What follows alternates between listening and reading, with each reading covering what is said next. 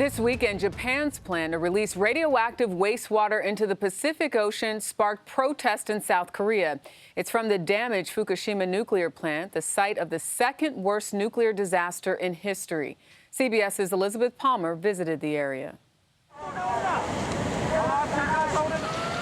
The tsunami that swept ashore in 2011 caused one of the worst nuclear accidents in history, a meltdown of the Fukushima reactors.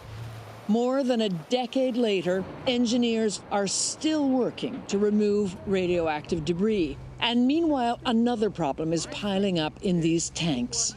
Experts for TEPCO, the company in charge, explained they've collected so much radioactive water from rain and runoff over the years, they kept having to add tanks to contain it. Now, 12 years in, these tanks are almost full of water. More than 1 million tons of it. And TEPCO says the only solution is to start getting rid of it. By piping it into the sea next to the plant. For Haruo Ono, who's been fishing this ocean all his life, that is an outrage.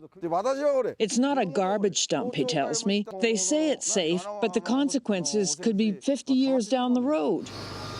There will be no consequences, says TEPCO, because its technology removes all radioactive compounds from the water except one, tritium, which stays in but is diluted to meet international standards. So even when the water is piped back into the sea, TEPCO says fish from Fukushima will be safe to eat.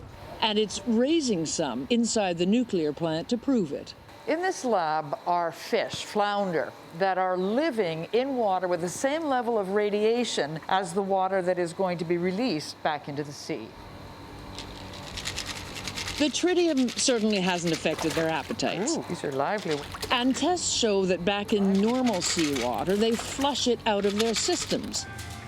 The International Atomic Energy Agency broadly backs the tritium-laced water release, but will consumers actually eat the fish?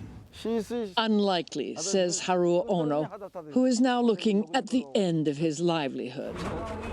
The human cost of the Fukushima meltdown will weigh on Japan for decades to come, and so will the dollar cost of the cleanup, nearly $90 billion so far and counting. Elizabeth Palmer, CBS News, Fukushima.